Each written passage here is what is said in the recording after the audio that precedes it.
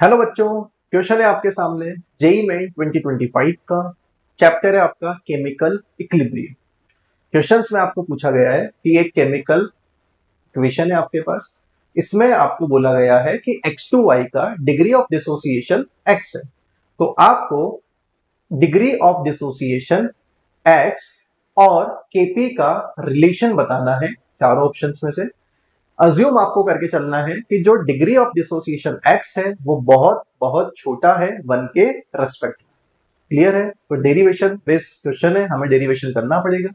Equation में हम मान लेते हैं कि जब आप रिएक्शन स्टार्ट कर रहे हैं तो इनिशियल उसके मोल है A। जब आपकी रिएक्शन स्टार्ट हो रही है तब आपके पास सिर्फ रिएक्टेंट होगा, प्रोडक्ट आपके पास बिल्कुल भी नहीं होंगे, तो वो आप मान लीजिए 0। क्लियर है? एक कंडीशन के बाद यहां पे इक्विलिब्रियम आएगा। जब इक्विलिब्रियम आया तो हमने मान लिया कि ए में से ए माइनस ए अल्फा मोल उसके डिसोसिएट हो गए, तो इक्विलिब्रियम पे रिमेनिंग कितने रहेंगे? ए माइनस ए एक्स, क्योंकि अल्फा क्या है? एक्स। अगर इसके ए एक्स डिसोसिएट होंगे तो इसके बनेंगे ए एक्स और इसके बनेंगे ए एक्स बाई टू, क्योंकि इसका कॉफिशिएंट क्या है? 1/2। क्लियर है? इक्विलिब्रियम पे टोटल मोल अगर मैं इन सब का समेशन कर दूं तो ए एक्स से ए एक्स कट जाएगा और A plus A alpha by two बचेगा। ए को कॉमन लेंगे तो 1 प्लस एक्स बाई टू आपके पास वैल्यू बच जाएगी। क्लियर है? अब हम यहां पे स्टार्ट करते हैं केपी का एक्सप्रेशन लगाना। तो केपी का एक्सप्रेशन क्या होता है? Concentration of product. अगर आपको केपी लिखना है तो आप बोलो partial pressure of x2 multiplied by partial pressure of y2 की power half divided by partial pressure of x2y। अब हम पार्शियल प्रेशर की वैल्यू को पुट करना स्टार्ट करेंगे। पार्शियल प्रेशर का फॉर्मूला होता है mole fraction into total pressure. Clear हो गया? वन बाय वन स्टार्ट करते। सबसे पहले y2 की वैल्यू पुट करते। तो y2 का मोल फ्रिक्शन कैसे निकालोगे? y2 के मोल कितने हैं?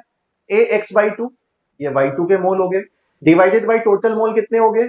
ए 1 plus x by two into partial pressure, और उसकी पावर कितनी लगा दोगे? हाफ। समझ में आ गया? सेम यही काम करना है x2 के लिए। x2 के मोल कितने हैं? A X divided by total mole into partial pressure. क्या काम कर रहे हैं हम? पार्शियल प्रेशर को निकाल रहे हैं। उसका फॉर्मूला है मोल्स अपॉन टोटल मोल्स, मतलब mole fraction into total pressure.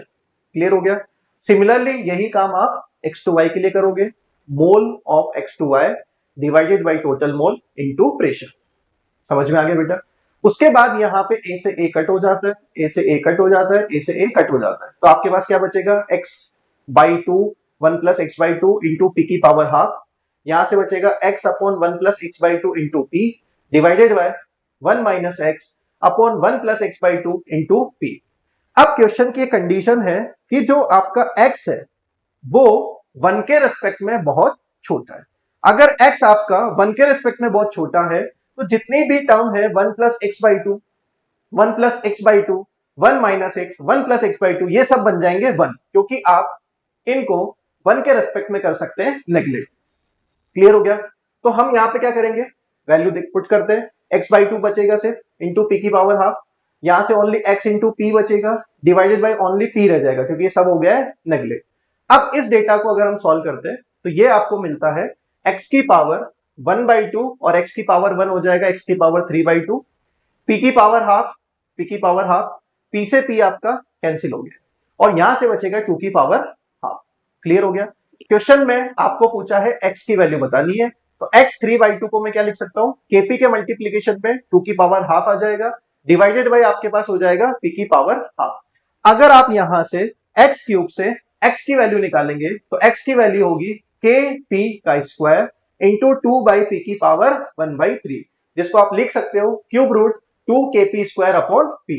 अगर ये वाला ऑप्शंस हम गिवन क्वेश्चन से मैच कराते हैं तो ये ऑप्शंस आपको मिलता है ऑप्शंस नंबर सेकंड।